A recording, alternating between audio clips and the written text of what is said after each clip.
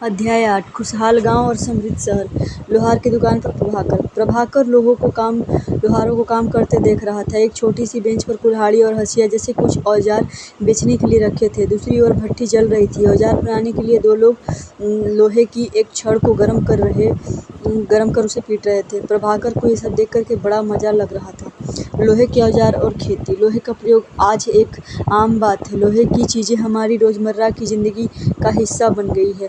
इस उपमहाद्वीप में लोहे का प्रयोग लगभग 3000 साल पहले शुरू हुआ। महापाषाण कब्रों में लोहे के औजार और हथियार बड़ी संख्या में मिले हैं। इनके बारे में तुम अध्याय 4 में पढ़ चुके हो। करीब 2500 वर्ष पहले लोहे के औजारों के बढ़ते उपयोग का प्रमाण मिलता है। इनमें जंगलों को साफ करने के लिए कुल्हाड़ियाँ और जुताई के लिए हल के फाल शामिल हैं। अध्याय 5 में तुमने पढ़ा था कि लोहे के फाल इस्तेमाल से कृषि उत्पादन बढ़ गया। लोहे के फाल के इस्तेमाल करने से कृषि का उत्पादन बढ़ गया। अध्याय 5 में तुम पढ़ चुके हो। कृषि उत्पादन बढ़ाने के लिए उठाए गए नए कदम थे। इसके लिए अन्य नए कदम सिंचाई। समृद्ध गांवों के बिना राजाओं तथा उनके राज्यों का बने रहना मुश्किल था। जिस तरह कृषि के विकास में नए औजार तथा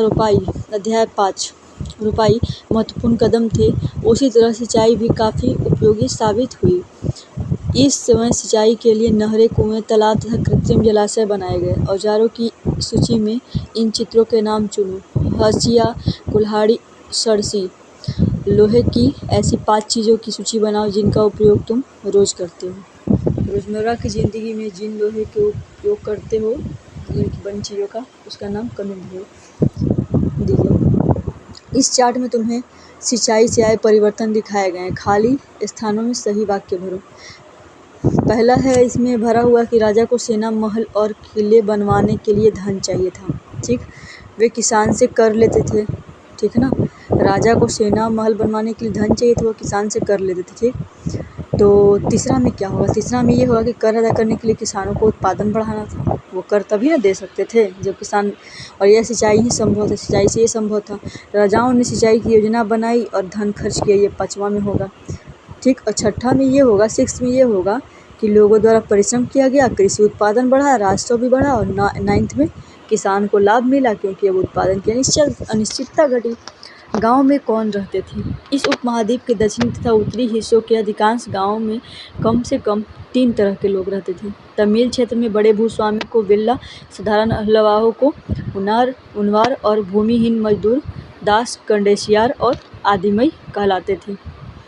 देश के उत्तरी हिस्से में गांव का प्रधान व्यक्ति ग्राम भोजक कहलाता था। अक्सर एक ही परिवार के लोग इस पद पर कई पीढ़ियों तक बने रहते थे, यानी कि यह पद आनुवंशिक होता था। ग्राम भोजक के पद पर आमतौर पर गांव का सबसे बड़ा भूस्वामी होता था। साधारणतया इनकी जमीन पर इनके दास और मजदूर काम करते थे। इसके अतिरिक्त प्रभावशाली होने के कारण प्रायः राजा भी कर वसूलने का काम इन्हीं को सौंप देते थे। ये न्यायाधीश का और कभी-कभी पुलिस का भी काम करते थे। ग्राम भोजकों के अलावा अन्य स्वतंत्र कृषक भी होते थे, जिन्हें गृहपति कहते थे। इनमें ज्यादातर छोटे किसान ही होते थे। इसके अतिरिक्त कुछ ऐसे स्त्री पुरुष थे जिनके पास अपनी जमीन नहीं होती थी। इनमें दास कर्मकार आते थे, जिन्हें दूसरों की जमीन पर काम करके अपनी जीविका चलानी पड़ती थी। अधिकांश गाँव में लोहार, कुम्हार, बढ़ई तथा बुनकर जैसे कुछ शिल्पकार भी होते थे। प्राचीनतम तमिल रचनाएं। तमिल की प्राचीनतम रचनाओं को संगम साहित्य कहते हैं। इनकी रचना करीब 2300 साल पहले की गई। इन्हें संगम इसलिए कहा जाता है क्योंकि मदुरई के कवियों के सम्मेलन में इनका संकलन किया जाता था। गांव में रहने वालों के जिन तमिल नामों का उल्लेख यहाँ है, वे संगम साहित्य में पाए गए हैं। संगम साहित्य में तमिल नाम पाए गए हैं। तमिल की प्राचीनतम रचनाओं को क्या कहा गया? संगम साहित्य।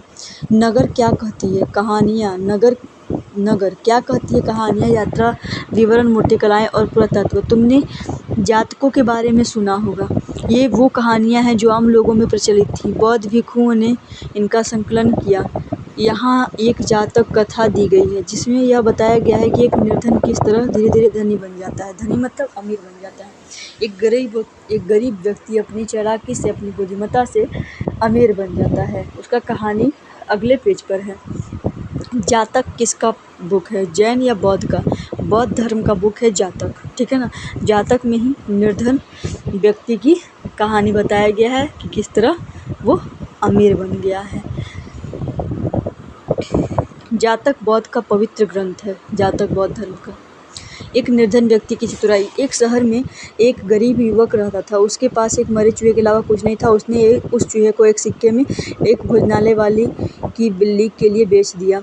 फिर एक दिन बड़ी जोर की आंधी आई। राजा का बगीचा टूटी टहनियों और पत्तों से भर गया। उनका माली इसे साफ करने की बात से परेशान हो उठा। युवक ने माली से कहा कि अगर लकड़ियां और पत्ते उससे मिल जाएं तो वह बगीचे की सफाई कर सकता है। माली तुरंत मान गया। युवक ने पास खेल रहे बच्चे को यह कहकर इकट्ठा कर लिया कि प्रत्येक टहनी और पत्ते के बदले उन्हें एक एक मिठाई मिलेगी। देखते ही देखते उन्होंने बच्चे से एक एक तिनका चुनकर गेट के पास इकट्ठा कर दिया। तभी उधर से राजा का कुम्हार बर्तनों को पकाने के लिए ईंधन की तलाश में गुजरा। उसने पूरे ढेर को खरीद लिया।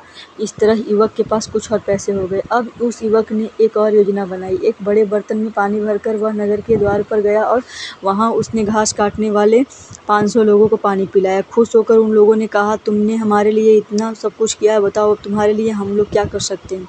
उसने कहा, मैं आपको यह तब बताऊंगा जब मुझे आपकी ज़रूरत होगी।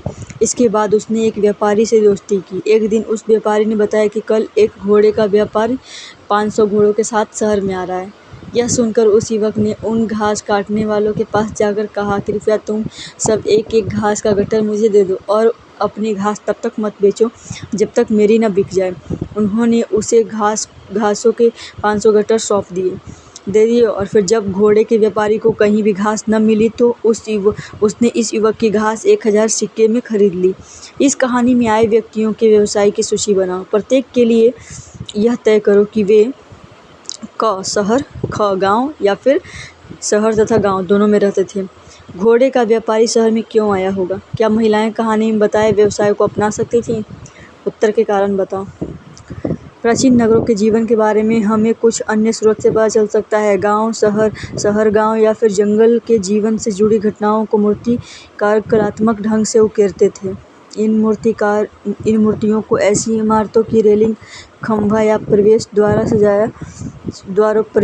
पर सजाया जाता था जहां लोग आते थे। इन मूर्तियों को ऐसी इमारतों की रेलिंग, खंभों या प्रवेश द्वार पर सजाया जाता था जहां लोग आते थे। प्राचीन नगरों के जीवन के बारे में हमें कुछ अन्य स्रोतों से पता चलता है। यहाँ देखिए सांची की स्तूप का मूर्तिकला का एक छोटा सा नमूना है। ठीक है, मध्य प्रदेश में है सांची की मूर्तिकला। यह मध्य प्रदेश स्थित सांची के स्तूप की मूर्तिकला का नमूना है। इसमें शहर के जीवन का एक दृश्य दिखाया गया है। अध्याय 11 में सांची के बारे में और अधिक पढ़ोगे। इन दीवारों को देखो, क्या वे ईंट की बनी है, लकड़ी की या फिर पत्थर की? इसकी रेलिंग लकड़ी की बनी है। इन इमारतों की छतों का वर्णन करिए। अध्याय 5 में वर्णित अनेक शहर महाजनपदों की राजधानी थे। जैसा कि तुमने पढ़ा, इनमें से कुछ शहर परकोटों से घिरे होते थे। जैसा कि तुम ऊपर के चित्र में देख रहे हो, अनेक शहर में वलयकूप मिले हैं। ये वलयकूप गुसलखाने, नाली या कूड़ेदान के लिए प्रयुक्त होते थे। प्रायः ये वलयकूप लोगों के घरों में होते थे। ये किस लिए उपयोग होते थे? नाली या कूड़ेदान के लिए वलयकूप। महलों, बाजारों या आम घरों के अवशेष कम मिले हैं। संभवतः लकड़ी, मिट्टी व कच्ची ईंटों, छप्परों से बने होने के कारण ज़्यादा देर तक टिक नहीं पाई। भविष्य में पुरातत्वविद इनकी खोज कर सकते हैं। महलों, बाजारों या आम घरों के अवशेष बहुत कम मिले हैं। संभवतः लकड़ी, मिट्टी व कच्ची ईंटों या छप्पर से बने होने के कारण ये ज़्यादा समय तक टिक न पाए। भविष्य में पुरातत्वविद इनकी खोज कर सकते हैं। प्राचीन शहरों के बारे में वहाँ गए नाविकों तथा यात्रियों के विवरण द्वारा भी पता चलता है। प्राचीन शहरों के बारे में वहाँ गए नाविकों, प्राचीन शहर जो थे उनके बारे में कैसे मालूम पड़ता है? नाविकों तथा यात्रियों के विवरण द्वारा पता चलता है। ऐसा ही एक विस्तृत विवरण किसी अज्ञात यूनानी नाविक का है। दिल्ली में मिला वलयकूप का चित्र यहाँ दिखाया गया है। हड़प्पा की जल निकासी व्यवस्था से कैसे भिन्न था वलयकूप? आगे पढ़िए। जिन जिन पत्तनों पर वह गया उन सभी के बारे में उसने लिखा। मानचित्र 7 में भरूच गुम्बद। अब उसके द्वारा दिए गए वर्णन को पढ़ो। बेरीगाजा, भरूच का यूनानी नाम बेरीगाजा है। बेरीगाजा की कहानी। बेरीगाजा की संकरी खाड़ी में समुद्र से आने वाले के लिए नाव चलाने पाना बहुत कठिन होता था, मुश्किल होता था। राजा के द्वारा नियुक्त कुशल और अनुभवी स्थानीय मछुआरे ही यहाँ जहाज ला सकते थे। बेरीगाजा में शराब, तांबा, टीन, मूंगा, पुखराज, कपड़े, सोने चांदी, सिक्के का आयात होता था। हिमालय की जड़ी बूटी, हाथीदांत, कपड़ा, सूती, रेशम इत्र यहाँ से निर्यात किए जाते थे। आयात निर्यात क्या होता है, इसको कमेंट में बताइए। नहीं आएगा तो पूछिएगा, मैं बता दूंगी। राजा के लिए व्यापारी विशेष उपहार लाते थे। इनमें चांदी के बर्तन, गायक, किशोर, सुंदर औरतें, अच्छी शराब तथा उत्कृष्ट महीन कपड़े शामिल थे। बेरीगाजा से आयात और निर्यात होने वाली चीज़ों की सूची बनाइए। 2 ऐसी चीज़ें बताइए जिनका उपयोग हड़प्पा युग में नहीं होता था। सिक्के। पेज 82 पर दी गई संख्या में तुमने देखा कि किस तरह सिक्कों के आधार पर संपत्ति का मूल्यांकन किया गया। पुरातत्वविदों को इस युग के हजारों सिक्के मिले हैं। सबसे पुराने आहत सिक्के जो करीब 500 साल चले, इसका चित्र नीचे दिया गया है। चांदी या तांबे के सिक्कों पर विभिन्न आकृतियों को आहत कर बनाए जाने के कारण इन्हें आहत सिक्के कहते हैं। आहत सिक्के किसे कहते हैं, ये यहाँ पर आप देख चुके हैं। चांदी या तांबे के सिक्कों पर विभिन्न आकृतियों को आहत कर बनाए जाने के कारण इन्हें आहत सिक्के कहते हैं, या पुराने सिक्के। आहत सिक्के सामान्यतः आयताकार और कभी-कभी वर्गाकार या गोल भी होते हैं। ये या तो धातु की चादर को काटकर या धातु के चपटे गोलिकाओं से बनाए जाते थे। इन सिक्कों पर कुछ लिखा हुआ नहीं था, बल्कि इन पर कुछ ठप्पे चिन्ह बनाए गए थे, इसलिए आहत सिक्के कहते हैं। ये सिक्के उपमहाद्वीप से लगभग अधिकांश क्षेत्र में पाए जाते हैं। ईसा मसीह की आरंभिक सदियों से प्रचलन में है। विनिमय के अन्य साधन। संगम साहित्य की इस छोटी सी कविता को पढ़ो। संगम साहित्य की ये कविता है। संगम साहित्य में लिखा हुआ है, खेतों के सफ़ेद धान गाड़ियों पर लादे जा रहे हैं। नमक के लिए लंबे लंबे रास्ते, चांदनी सी सफ़ेद रेत पर परिवार को समेटे, कहीं पीछे न छूट न जाए शहरों से नमक के सौदागरों के यूं चले जाने से सिर्फ सन्नाटा रह जाता है। समुद्र के किनारे नमक का बहुत ज़्यादा उत्पादन होता था। व्यापारी किस चीज़ से इसका विनिमय करते थे? विनिमय मतलब क्या होता है, इसका अर्थ क्या होता है, ये भी कमेंट करिए। वे किस तरह यात्रा कर रहे हैं? नगर, अनेक गतिविधियों के केंद्र। अक्सर नगर कई कारणों से महत्वपूर्ण हो जाते थे। उदाहरण के लिए मथुरा, यह 2500 साल से भी ज़्यादा समय से एक महत्वपूर्ण नगर रहा है, क्योंकि यह यातायात और व्यापार के 2 मुख्य रास्तों पर स्थित था। इनमें से एक रास्ता उत्तर पश्चिम से पूरब की ओर, दूसरा उत्तर से दक्षिण की ओर जाने वाला था। शहरों के चारों ओर किलेबंदी थी। इसमें अनेक मंदिर थे। आसपास के किसान तथा पशुपालक शहरों में रहने वालों के लिए भोजन जुटाते थे। मथुरा बेहतरीन मूर्तियों का केंद्र था। मूर्तियाँ बनाने का केंद्र था। लगभग 2000 साल पहले मथुरा कुषाणों की दूसरी राजधानी थी। इसके बारे में तुम अगले अध्याय में पढ़ोगे। मथुरा एक धार्मिक केंद्र भी रहा है और मथुरा आज भी धार्मिक केंद्र है। यहाँ बौद्ध विहार और जैन मंदिर है। मथुरा में बौद्ध विहार और जैन मंदिर हैं। यह कृष्ण भक्ति का एक महत्वपूर्ण केंद्र था। मथुरा कृष्ण भक्ति का उस समय भी एक महत्वपूर्ण केंद्र था और आज भी कृष्ण भक्ति का एक महत्वपूर्ण केंद्र है। मथुरा में प्रस्तर खंडों तथा मूर्तियों पर अनेक अभिलेख मिले हैं। आमतौर पर ये संक्षिप्त अभिलेख हैं। अभिलेख किसे कहते हैं, इसका भी आप आंसर दीजिए। मैं बताई हूँ कि अभिलेख और शिलालेख किसे कहते हैं, जो पत्थर पे लिखे होते थे। जो स्त्रियां तथा पुरुषों द्वारा मठों या मंदिरों को दिए जाने वाले दानों का उल्लेख करते हैं, प्रायः शहर के राजा, रानी, अधिकारी, व्यापारी, शिल्पकार तथा इस प्रकार के दान करते थे। उदाहरण के लिए मथुरा के अभिलेख में सुनारों, लोहारों, बुनकरों, टोकरी बुनने वालों, माला बनाने वालों और इत्र बनाने वालों के भी उल्लेख मिलते हैं। मथुरा के लोगों के व्यवसाय की एक सूची बनाइए। एक ऐसे व्यवसाय का नाम बताओ जो हड़प्पा में नहीं था। मथुरा में कौन सा ऐसा व्यवसाय था जो हड़प्पा में नहीं था? सूची बनाइए। शिल्प तथा शिल्पकार। पुरास्थलों से शिल्पों के नमूने मिले हैं। इनमें मिट्टी के बहुत से पतले और सुंदर बर्तन मिले हैं, जिन्हें उत्तरी काले चमकीले पात्र कहा जाता है, क्योंकि ये ज़्यादातर उपमहाद्वीप के उत्तरी भाग में मिले हैं। ध्यान रहे कि अन्य दूसरे शिल्पों के अवशेष नहीं बचे होंगे। जैसा कि विभिन्न ग्रंथों से हमें पता चलता है कि कपड़ों का उत्पादन बहुत महत्वपूर्ण था। उत्तर में वाराणसी और दक्षिण में मदुरई इसके प्रसिद्ध केंद्र थे। यहाँ स्त्री पुरुष दोनों काम करते थे। अनेक शिल्पकार तथा व्यापारी अपने अपने संघ बनाने लगे थे, जिन्हें श्रेणी कहते हैं। संघ को श्रेणी कहते हैं। शिल्पकारों की श्रेणियों का काम प्रशिक्षण देना, कच्चा माल उपलब्ध कराना तथा तैयार माल का वितरण करना था, जबकि व्यापारियों की श्रेणियां व्यापार का संचालन करती थी। श्रेणियां बैंकों के रूप में काम करती थी, जहां लोग पैसे जमा रखते थे। इस धन का निवेश लाभ के लिए किया जाता था। उससे मिले लाभ का कुछ हिस्सा जमा करने वालों को लौटा दिया जाता था या फिर मठ आदि धार्मिक संस्थानों को दिया जाता था। उत्तरी काले चमके पात्र मतलब कोई बर्तन NBPW कहा जाता है। ये एक कठोर चाक निर्मित धातु की तरह दिखने वाले तथा चमकदार काली सतह वाले पात्र हैं। ये एक कठोर चाक निर्मित धातु की तरह दिखने वाले तथा चमकदार काली सतह वाले पात्र हैं, यानी बर्तन हैं। इसे बनाने के लिए कुम्हार मिट्टी के बर्तनों को भट्ठों पर उच्च तापमान पर रखते थे, मतलब टेम्परेचर हाई होता था, जिसके परिणाम स्वरूप इन बर्तनों की बाहरी सतह काली हो जाती थी। ज़्यादा ताप होने के कारण बाहर का सतह काला हो जाता था। इन पर एक पतली काली लेप भी लगाई जाती थी, जो इस बर्तन को शीशे जैसी चमक प्रदान करता था। उच्च ताप होने के कारण बर्तन तो काली हो ही जाती थी, उस पर काली लेप भी लगाई जाती थी, जिससे कि बर्तन शीशे की तरह चमके, शीशे की तरह बर्तन में चमक प्रदान हो। आगे देखिए, सूत कातने और बुनने के नियम। ये नियम अर्थशास्त्र के हैं। अध्याय 7 में अर्थशास्त्र का उल्लेख किया गया है।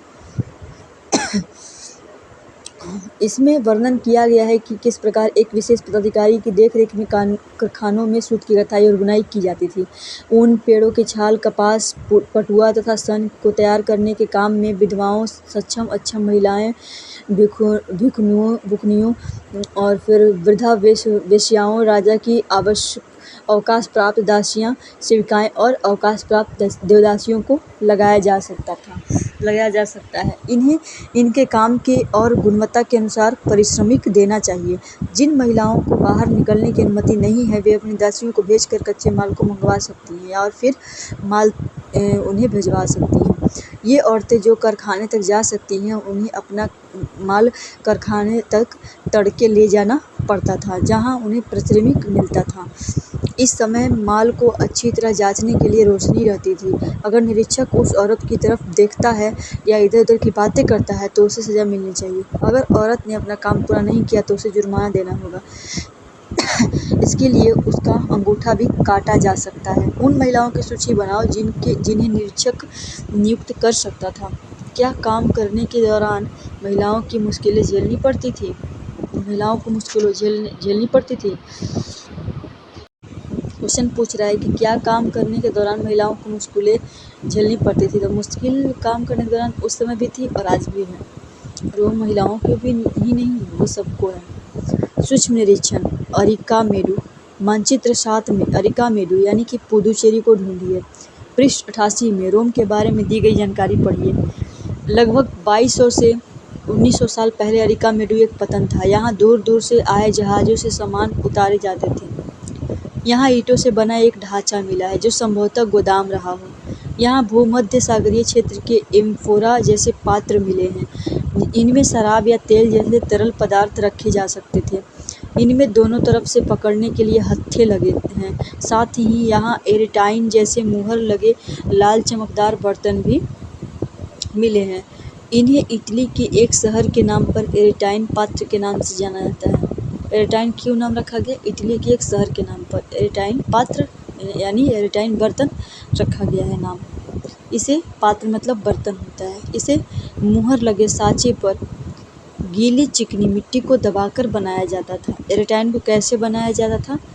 मुहर लगे साँचे पर गीली मिट्टी को दबाकर, जिससे कि मुहर का छाप साँचे पर पड़ जाए और वो एरेटाइन का पात्र यानी बर्तन बन जाए। आगे आइए। ऐसे बर्तन भी मिले हैं जिनका डिजाइन तो रोम का था, किंतु वे यहीं बनाए जाते थे।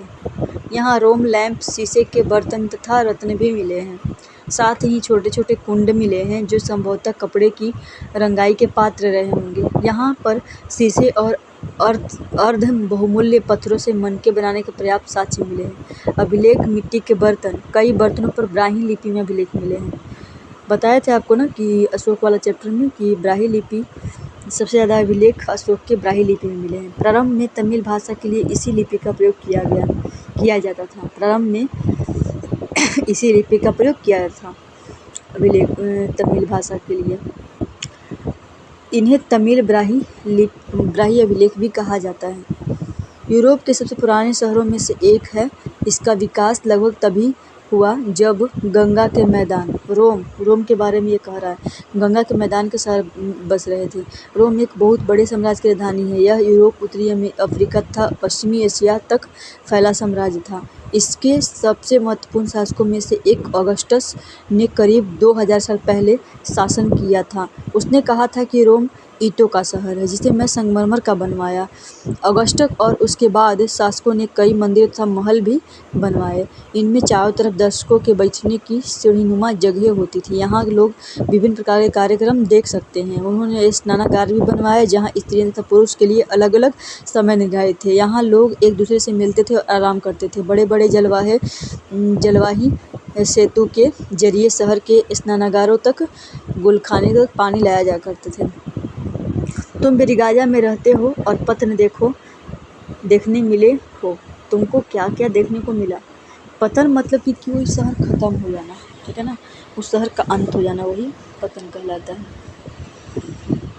तो आओ याद करें, यहाँ खाली जगहों को भरिए। तमिल में बड़े भूस्वामी को क्या कहते हैं? ग्राम भोजकों की जमीन पर प्रायः खेती की जाती थी। किसकी खेती की जाती थी? तमिल में हलवाई को क्या कहते थे? अधिकांश गृहपति क्या होते थे? ये सब बताइए। ग्राम भोजकों के काम बताइए। वे शक्तिशाली क्यों होते थे ये बताइए। मतलब क्वेश्चन का आंसर तो मैं बताऊंगी, लेकिन खुद भी कोशिश कीजिए बनाने का। और वीडियो को लाइक, शेयर, सब्सक्राइब और जितना ज़्यादा से ज़्यादा हो सके शेयर करिए, ताकि एजुकेशनल वीडियो को शेयर करने से आपका फ़ायदा, नेक्स्ट अगले को फ़ायदा। तो शिक्षा एक ऐसी चीज़ है जो बांटने से बढ़ती है, आपने सुना है, और ये सही भी है। जैसे हमको मैथ आता है और हम दूसरों को बताएंगे कि मेरे लिए और अच्छा होगा, हमारा और रिविजन होगा। इसीलिए बोलते हैं शिक्षा बांटने से बढ़ती है। और अगर तुम किसी को नहीं बताओगे तो एक समय जब आएगा जब तुम हमको भूल जाओगे। तो इसीलिए जितने ज़्यादा हो सके शेयर करिए। आजकल लोगों में जलन बहुत हुई है, लोग शेयर नहीं करना चाहते हैं, सोचते हैं अगले का फ़ायदा हो जाएगा। ठीक है, thanks for watching. Like, share, subscribe.